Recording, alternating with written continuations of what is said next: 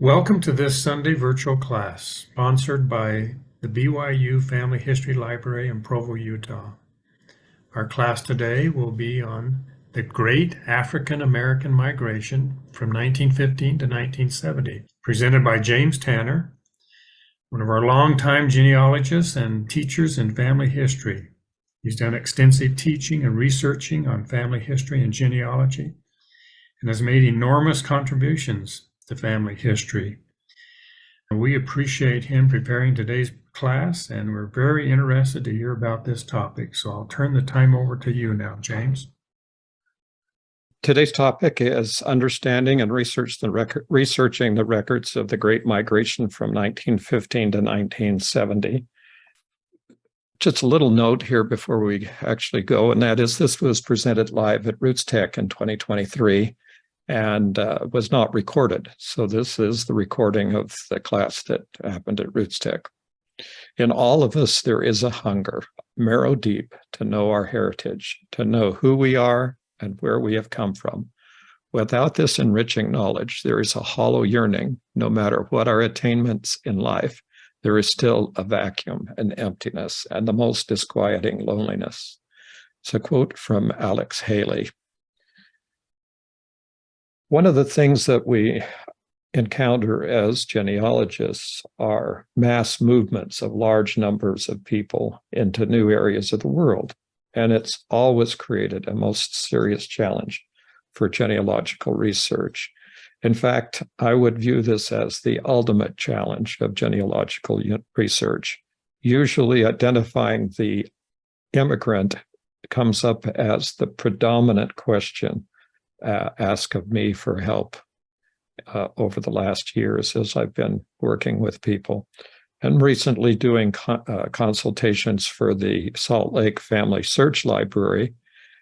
Almost all of the questions that I receive are immigrant issues. So this is something that is very much in the mind of people as they go back in their histories, regardless of the country they start with. It seems to become a problem. So discovering the place of origin of the migrant or immigrant often becomes the ultimate end of line or brick wall. So this is where many of the lines of, particularly those of us who live here in the United States, we are essentially all immigrants. We are an immigrant nation.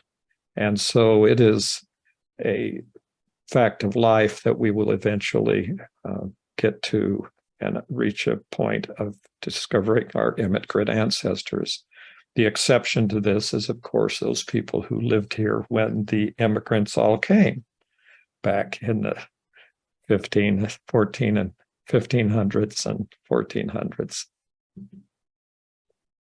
In the United States, we find a lot of different large population immigrations and migrations. Those include the original European migration in 1620, what we call the Trail of Tears from 1831 to 1850, where many of the tribes, indigenous tribes in the eastern part of the United States were forcibly moved across the country and resettled in places primarily in Oklahoma. The Irish potato famine between 1845 and 1849 caused a huge migration of Irish citizens from Ireland. Over 1 million Irish immigrants to the United States occurred during that particular famine in Ireland. World War I and World War II created tremendous displacements, including here in the United States. And there's many others. We can go on and list those almost indefinitely as we go back and analyze what happened in our collective past. Now, one of the rules that is helpful to genealogical researchers is that migrants tend to settle in areas where there are relatives or people who speak the same language that they do. This doesn't mean that they necessarily speak the same total language. For instance, they may be English-speaking people, but then they're more comfortable with their dialect or the accent or the people who speak their language, meaning how they use their language. And so we find that in larger cities, not so much today in the western part of the United States, but in eastern part of the United States, it's been a fact that neighborhoods were predominantly one type of immigrant or migrant population. So what's the difference between an immigrant and a migrant? Well, an immigrant, it traditionally moves across political boundaries or into areas that were unsettled previously. Migrants are people who move across political boundaries, but usually within a larger area. So migrations are populations that move within a continent, for example. And here in the United States, we're focusing on this presentation on a huge migration of over 6 million formerly enslaved people from the southern states to the northern states, beginning in about 1915 and lasting until the 1970s. That's not to say that people did not leave the southern states before 1915 or after the 1970s. In actuality, historically speaking, the out-migration of the people from the South reversed after many of the laws in the South changed. Might be interesting to see if that happens again as the laws in the South seem to be changing again. So there are two migrations referred to as the Great Migration, just so there's not any confusion of what we're talking about. The first Great Migration that genealogists hear about are the arrival of the English, predominantly English colonists, beginning in 1620 and extending till around the 1700. And much of this has been documented. It might be interesting if you don't realize this, that there is a great migration project from that standpoint, from the English migration standpoint, and it's done by American Ancestors or the New England Historic Genealogical Society. And it is complete. In other words, for some of the years from 1630, for example, up to around 1640, every person that could possibly be identified has been identified, and they're continuing that research. So if you have ancestors who go back into that time, you'll find most of them identified.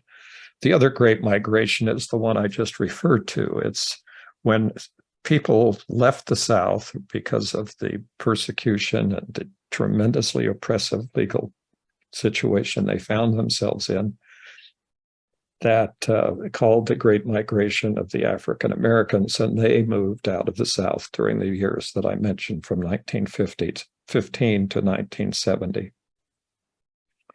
The story of the Great Migration is among the most dramatic and compelling in all chapters of American history.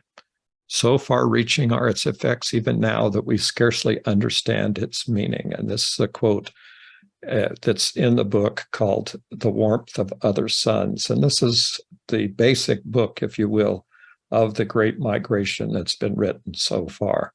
It's by Isabel Wilkerson.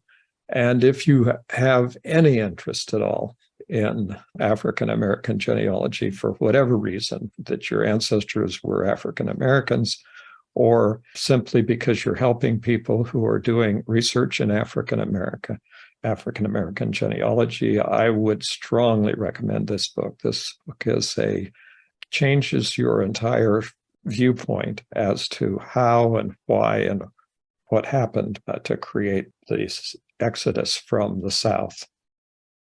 So you want to start your discovery of the Great Migration with this book, The Warmth of Other Suns.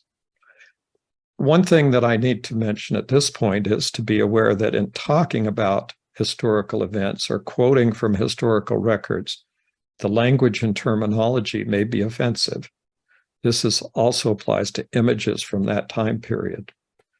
It's very, very difficult to do research in this area without encountering things that today are totally politically incorrect.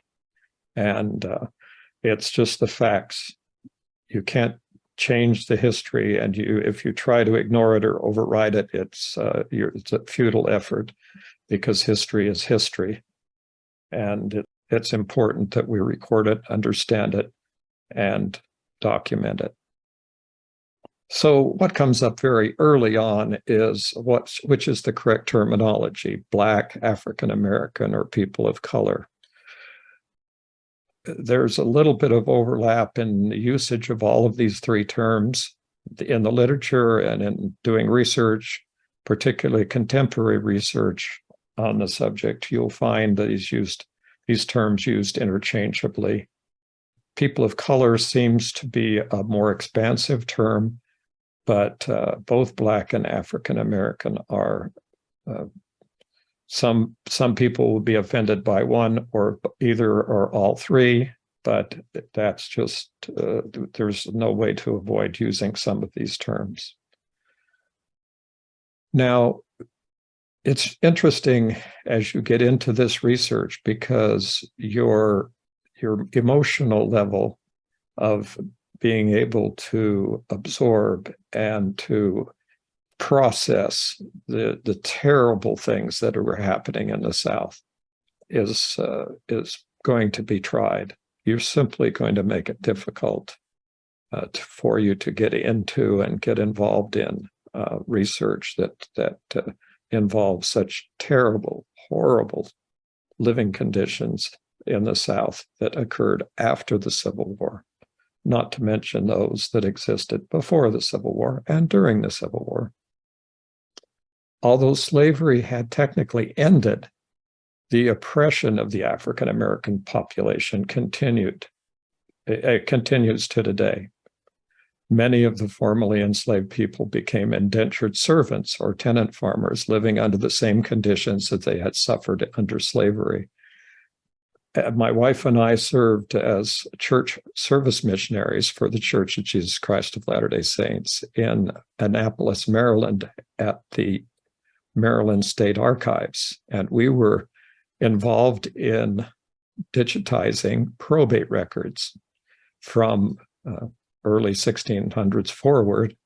And many of those records that occurred after the Civil War period in the 1860s that we digitized dealt with people who had been formerly enslaved, and they were records of their indentures as indentured servants, usually the younger population.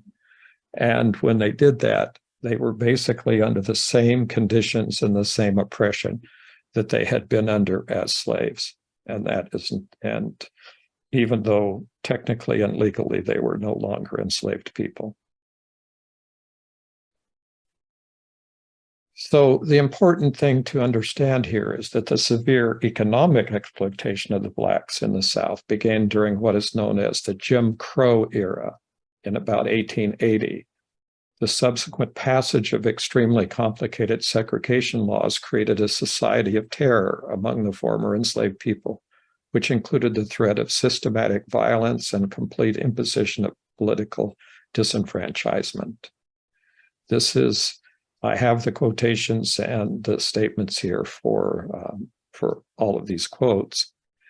The interesting thing about this, and the very sad part of this, the saddest part of this, is that the people were, when we say systematic violence, it's important to understand that the number of people who were lynched, hung, and killed during that time averaged from the end of the Civil War until well into the 1960s. It was almost one a week in the South. That many people were killed and lynched. After a short period of hope, the South began to systematically impose impressive laws that collectively became known as the Jim Crow laws. Jim Crow referred to a minstrel, white minstrel person who, in a sense, made fun of Blacks in a very offensive way, and was a very popular person. And it was a popular term, but it came to mean the imposition of the entire oppressive law system that it occurred. And I don't have time in an hour presentation to go into the legal issues and all of the laws that were passed, but once you begin understanding what was happening and how it was happening and the violence that occurred to whites, from whites to the Black population, was tremendous. And it made living unbearable for the enslaved people, formerly enslaved people. So unless you go into this, unless you study this and read something like the book I've recommended, you can't imagine the degree of poverty and suffering that existed in the population of the southern states. So it's just amazingly terrible. So this whole movement of people who were escaping this level of oppression continues to have a tremendous social, cultural, and political impact on the entire population of the United States. And I find it very interesting because in talking to people who are genealogists and who have done research, many of them are totally unaware of even of the existence of the concept of the Great Migration. They have no idea that that occurred. And another problem that goes from a genealogical research standpoint that goes along with this is that the Black people weren't the only people leaving the South. The African Americans left, but so did many of the poor white people who were in the South, because the conditions there were just totally intolerable. So the effect of the movement of over 6 million people within the United States because of systematic discrimination should not and cannot be ignored by genealogists. Now, whether your ancestors came and lived in the South or whether they lived in other parts of the country, it is very, very important to understand that there were great movements of population going on in the United States, with these 6 million people pouring out of the South during those years and coming into formerly entirely white populations in other parts of the country. And so you're going to run into this from individuals. And if I reflect back in my own life, I find when I listen in my head to statements made by my own grandparents or the people I associated with when I was very young, I can now recognize and see the systematic discrimination that was endemic with everything in the United States at the time. Research about people in the Great Migration may involve people who are still living and have privacy rights, or may involve documents that are not readily available due to other restrictions. Just be aware that when you get started in this, in the 1950 census, which is where the starting point is for this kind of research. Now, what I did with this presentation, and I'll mention at the end also, 6 other videos that I prepared that were recorded and are on the RootsTech website. And it's been time now since RootsTech, and my plan is to upload those. And also I have a 58-page handout, which I will be providing to the BYU Family History Library. We have an archive of handouts for the videos. So if you wish to have the complete documentation of this and all 6 of the other videos, we'll have that available. So understanding that this was not an organized mass movement, nobody was out there organizing this. It was a movement that consisted of the decisions of the individuals and families to leave the South, and sometimes the danger that they went through just in leaving the South was terrific. And some of them lost their lives because of their attempts to leave the South.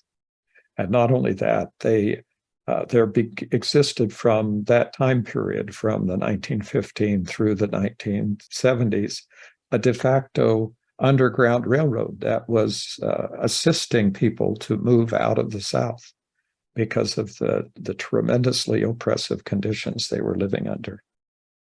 So here's some maps that kind of give you an idea I know as we go through this presentation that there isn't time to study this, but you can see this set of maps begins with the slave population in 1850 and a map of where the number of free African Americans were located, and on in the years of 1860 and 1880, and then into 1900 and 1930.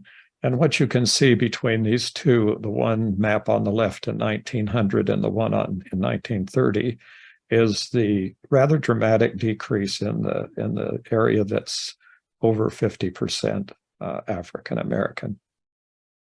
Here's a more less specific but more graphic illustration. The map on the left is 1900 again, and the map on the right is 1990. So this is a lot later than the 1970 year that's generally accepted for the Great Migration. But you can see that the states that go from dark to light colored or to other colors is the red increases is up to 10 to 19%. The orange is 5 to 9, almost 10%. And then light orange is 1%. Gray is less than 1%. And if there's you can spot any magenta ones, there's no data available for that. So you can see the effects of this tremendous movement. So the one large incentive for all the immigrants was the promise of increased wages. African Americans in the South were usually paid less than half the amount paid to white workers for exactly the same work. In fact, for more work than their white counterparts. They're simply by moving from south to north, they could double or triple their wages for doing exactly the same work they'd done in the South. And in many cases, it meant moving from abject poverty into subsistence and beyond in their lives. And so there's a tremendous amount of movement here. So there's two eras of the Great Migration, and that's based on genealogical and sociological reasons. The first one was from 1915 to 1930, and then from 1940 with the advent of World War II until 1970. And remembering that the Civil Rights Acts began to be passed in 1964, so that began to impact the effect of the Jim Crow laws. And it's far from, it's very important to understand that some of the similar laws that had been in existence before are attempting to be reimposed in the South. So it's just, and in other parts of the country that have significant African American populations. But the demand for labor in both of the world wars simply accelerated the exodus from the South to the North and West. And that was the effect of what was going on at the time. So here's another map that shows in the change of Black population in the large areas of the country, the population areas in the country. You can see, if you look at the map here, you'll see Los Angeles and San Francisco on the West Coast, and you'll see places like Denver and Phoenix down in Arizona, and then across the Northeast and in the South, you'll see like in New Orleans and up in Chicago and in Detroit and along the East Coast in Philadelphia and New York and other places, you'll see a significant amount of increased African American population. And as with all immigration and migration research, we begin working back from the most recent events in our ancestors' lives back into the past. So in doing this research, it's very important to understand that we need to very much determine the exact people that we're dealing with. We need to identify those people in ways using research and DNA to make sure that we're following a valid historical genetic line. And for those people who are taking DNA tests today and finding out that they have African American ancestors, at which they were unaware of previously, then this becomes a very challenging situation, because at some point in that research, you're going to cross the color bar, and you're going to find that doing the research becomes significantly more difficult. Now, one thing that's viewed in a kind of a general pattern from researchers who deal in African American research is that there's the 1860 issue. Well, that's the end of or near the end. That's near the beginning of the Civil War, and then there's the 1870 issue. So that 1860 to 1870, which encapsulates the American Civil War, is the time when the records become either very, very difficult or nearly impossible to find. Going back to 1870 is a challenge, but it's not nearly the challenge than extending from 1870 backwards, unless there are some interestingly different conditions. For example, there are free African Americans who have lived in the eastern part and northeastern part of the United States since colonial times. There are others who've lived in other parts of the country, and research for them and their families is usually not too much different than the research for the rest of the population. But there's still differences, and there's still problems, and there's still things that happen in that research that make it unique. So the basic question, this is the basic question for genealogical research in total. If you want to start with the absolute beginning of genealogical research, this is it.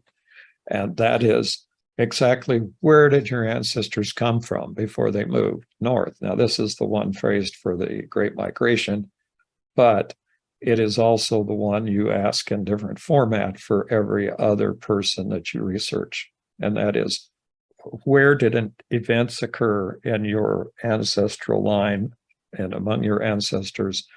For each of your ancestors, do you have what is we refer to as a parent-child relationship, substantiated by a genealogically historical record, valuable record? So that's what we're looking for. We're looking for records that establish a parent-child relationship between for each generation going backward in time.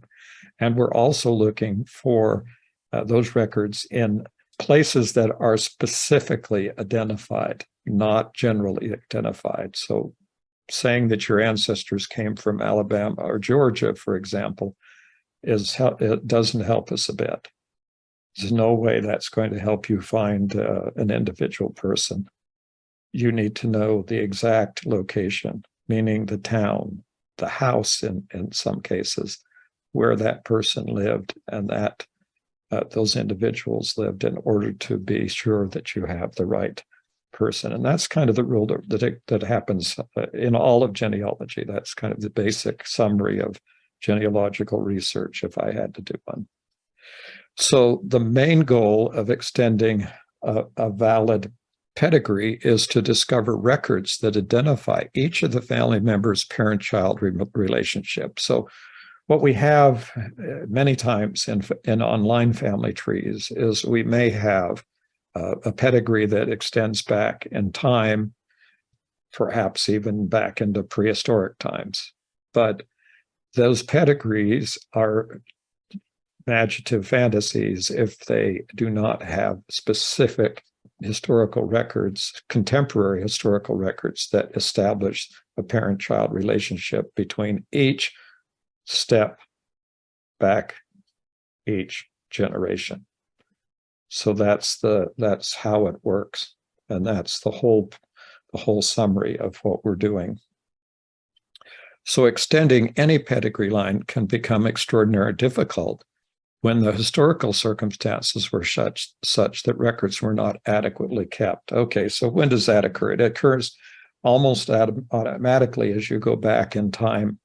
If you go back far enough in any country, on any line, you will inevitably run back into a time period when there are no more records. Now, that time period may be extraordinarily long. For instance, some Chinese pedigrees go back into times into before Christ, in BC, into 300, 500, even further back BC, but they do end.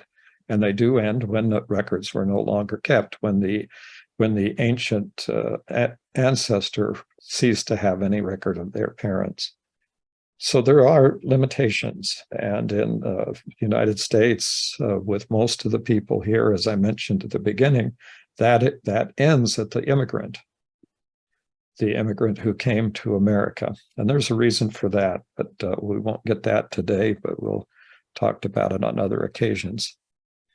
Here are some suggested record collections for starting this research. Now, what I'm going to do here is I'm going to talk through the process of finding or tracing back an ancestor back through the generations and looking at all the records that occurred for that process of moving backward in time as a case study of a person.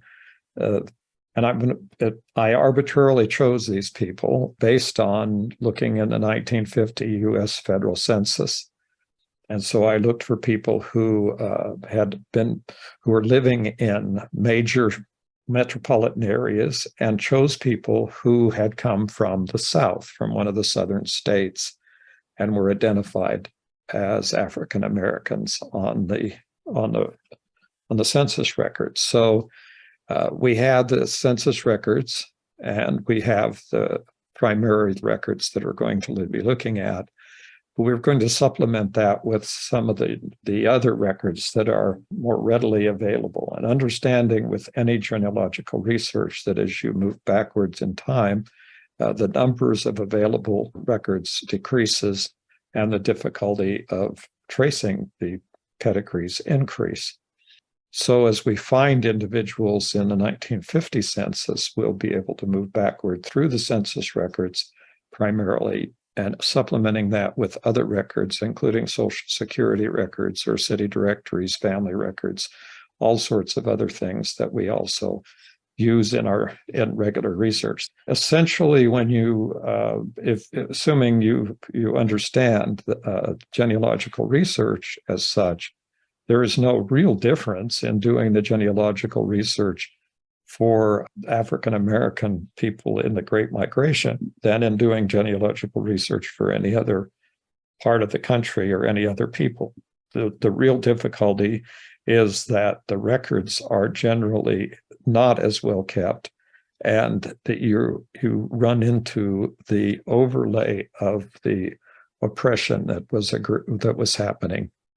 Now, what happened from another standpoint, when the African American population left the South during that time period, they generally didn't get into any better cultural, social acceptance than they had in the South. The one major difference was that the laws were different enough in the northern and western part of the United States that they weren't being physically killed as frequently. So it was a lot less of a dangerous condition, whereas they had just as many and sometimes equal difficulty in finding things that for most of us would think to be very common. That is, the stories being told of the migrants coming out of the South, simply finding places to buy food, to find a place to stay in the night as they traveled, how they traveled on trains. The African American population was segregated into essentially almost into storage cars, box cars to travel, whereas the rest of the population had regular seats on a train. There were things like that were made life very difficult. But comparing that to the oppression that they were receiving in the South, that was many individuals were considering that this was worth the effort. So the census schedules might give you an idea about where your ancestors were born, depending on the knowledge of the person supplying the information. You have to, when you're looking at a census record and it says your ancestor came from some country like Germany or France or someplace like that, you really need to question that, because that does not necessarily mean they came from what you think of or what you conceptualize to be Germany or France. And that's the same thing here. Just because it says that they came from Kentucky does not mean what it means to you when you go back in time. So so these are the kinds of things that are helpful. They're suggestions, but they're not necessarily cast in stone kinds of things. Another thing is that it's because the oppression that came with the movement out of the South by the African Americans, sometimes they would fail to give the proper initiation. In other words, they could say, yeah, I'm from Tennessee, but they were really from Alabama because they were afraid that there would be some form of retribution on their family members who were left in Alabama. So they didn't want a way of changing. The other effect of this, that in many cases, they had to change their names. So their names became changed as they moved north. So there's lots of this that came just the same way. This is some of the very similar things that happen with the immigrant population.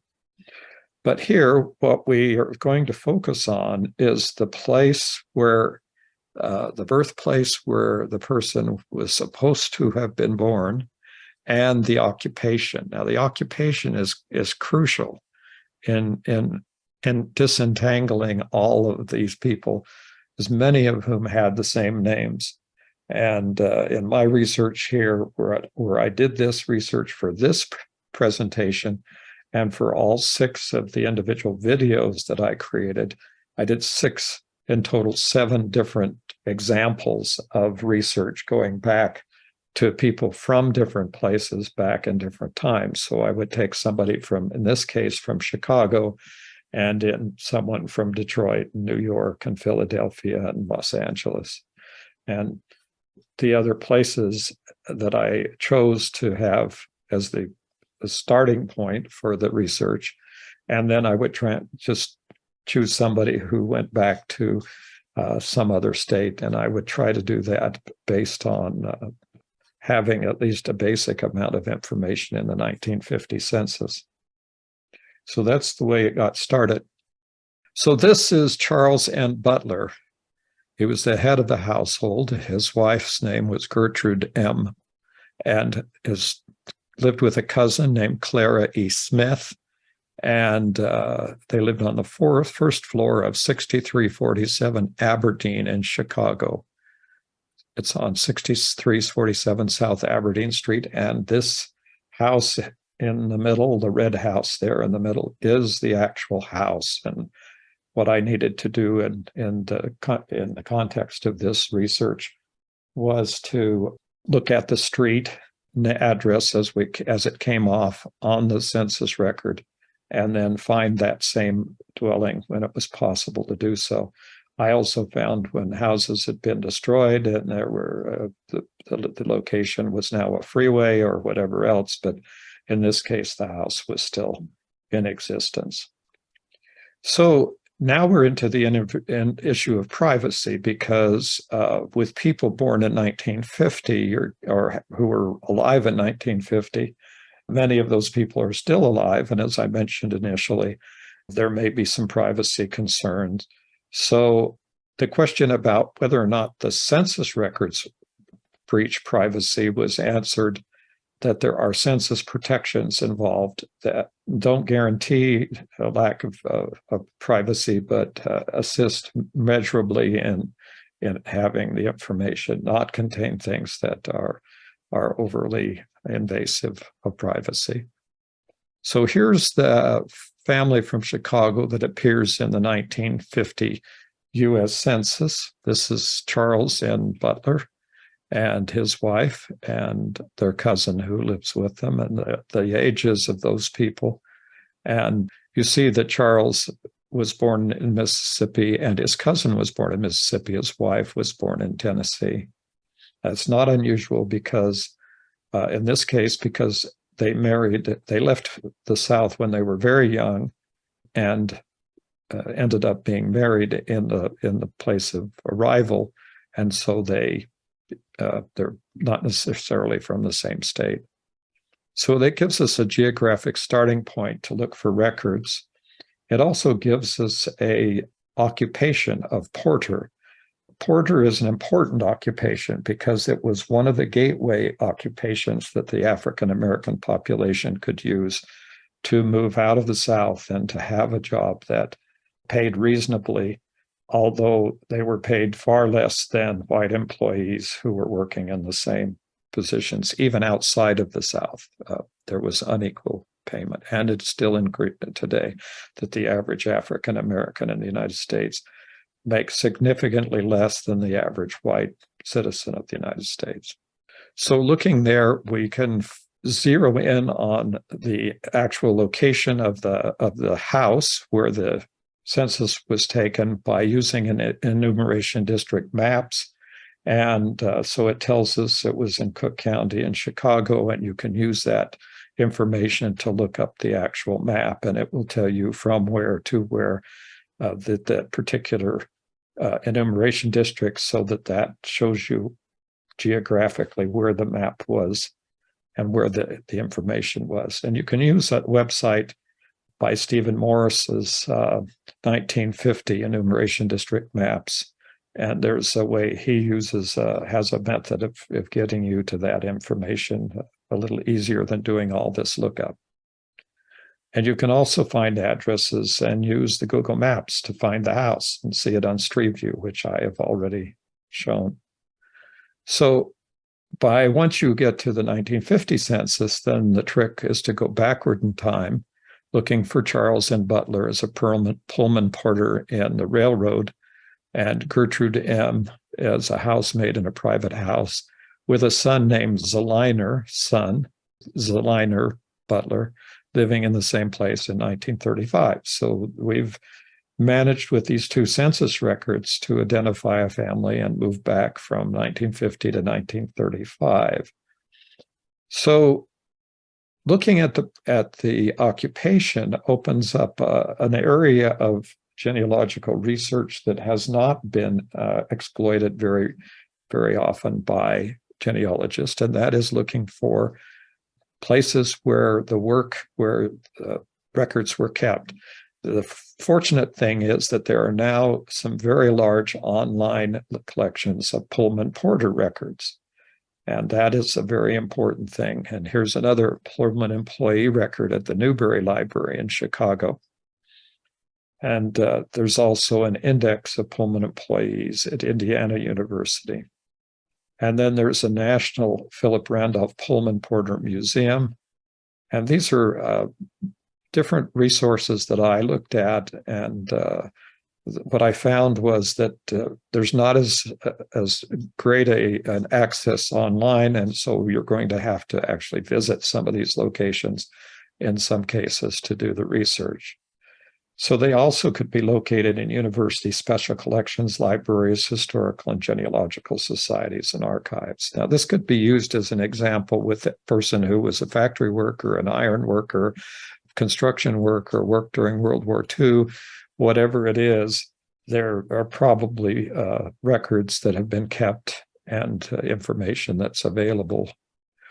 And another example is there's another one from the the South Suburban Genealogical and Historical Society, which has kept a 200,000 Pullman employee records. Now, unfortunately, these are not digitized and are only accessible through their library. They're in the process of digitizing. So after going back through these two censuses and doing some research on Pullman records, what do we know about Charles Butler? Well, we know in 1950 that he was the head of the house and he had his cousin living with him. And we know that he was also living in Chicago at the same time. We know his wife's name and we know his son's name, Zeliner, which is a little bit unusual. So now we're going to see if we can go back to another census record in 1930. He's married, living in Chicago with his in-laws and repairing shoes. So the question is this the same person? The in-laws do not happen to be what you would expect. So the question came up in my research as to whether or not I had the right family, but it was a Smith family. And it was called, and so we found this other family that he was living with, Ivory Smith family, in the 1920 U.S. Census. Now that would assume that his wife's name was Smith, so that her name was Gertrude Smith. And we found that there was a Gertrude daughter back there in the 1920 census. So, you're getting into situations where you can get off the track because you're following the same name, same person, the same name person. And so we need to find out how they met and how they got married. And we looked in Cook County marriage licenses and in other records, and we found out that in an Ohio City directory that Charles Butler was married to Gertler, and he's a cement finisher. Oh, well, here we go. We've got 3 Charles Butlers with different names. So what do we do now? We have got lots of questions. So was he born in Mississippi or Louisiana? Is the cement finisher in Springfield and the shoe repair in Chicago the same as the Pullman porter? The answer would be do more research. So where would we look for the answers? And here was an interesting way it got into that, because what we found by doing research with his son, we found that he got married while in the Army, apparently, or the Navy, apparently, in New Hampshire. And so we find a Clifford Zellnier Butler, and his father's parents are Charles Nesbitt Butler, and his mother's name is Gertrude Payne. So there go the Smiths out of Chicago. So that was 2 people with the same names married to the same wife, and then so forth. But here is the occupation here is the same, Charles Nesbitt Butler, and the name, extended name is the same. And he's a Pullman porter, and he was born in Mississippi. So this gives us a very good example of doing some rather extensive research on every member of the family so that we can find exactly where these people came from. So the research became more complicated. So that's how we went further. And then I found additional records with showing not only that, but it showed his mother and her address. And it also said that he'd been born in Memphis, Tennessee, which changes things quite a bit and gives us another step. So was his wife Gertrude Smith or Gertrude Payne? It turned out that this was the same name, not the same person issue, and it was solved with a World War II draft registration card. That registration card was for Charles Nesbitt, and he listed back exactly where he was born in Mississippi, which answers the question of where he came from and also answers the question of who his wife was, because we now can associate the records to Mississippi and not to some other state. And so here's a record also that came from an application for a headstone marker. And in this case, Charles Butler had died. And this gave some information about where he was and how he was employed, and gives us ideas of additional research in the Army records for World War I records. And so this is another way that the information could have become more, can even be more researched. And so now we can see where we could go back further, but what it answered also is that his family, his mother was a Smith, and that's where the cousin came from. So now we've got some other places to look, like the Family Search Research Wiki, the funeral home records, digital bookshelf from the African Americans, WorldCat catalog. These are all resources where searches could be made for more information. We have the Family History Guide, a section on doing African American research, which will get very helpful in giving somebody this information. A lot of the records end up being in the National Archives, and we have great migration projects across the country. This is one from the University of Washington. There's a lot of records on the Great Migration on the Digital Public Library of America. And the next goal here in this particular process is to find Charles Butler in the 1910 and 1900 U.S. Census records and take the family back to the first enslaved person who appears. And as I mentioned in the middle of this, there is a handout for this presentation. There's a series of 6 videos that takes the research back to 1900 and before. And there's a digital handout with all of the links and an extensive bibliography. So each of the videos will highlight a family in a different part of the country. And so as you watch those, you'll be able to see how the research process worked back from other parts of the countries. Well, thank you very much for watching.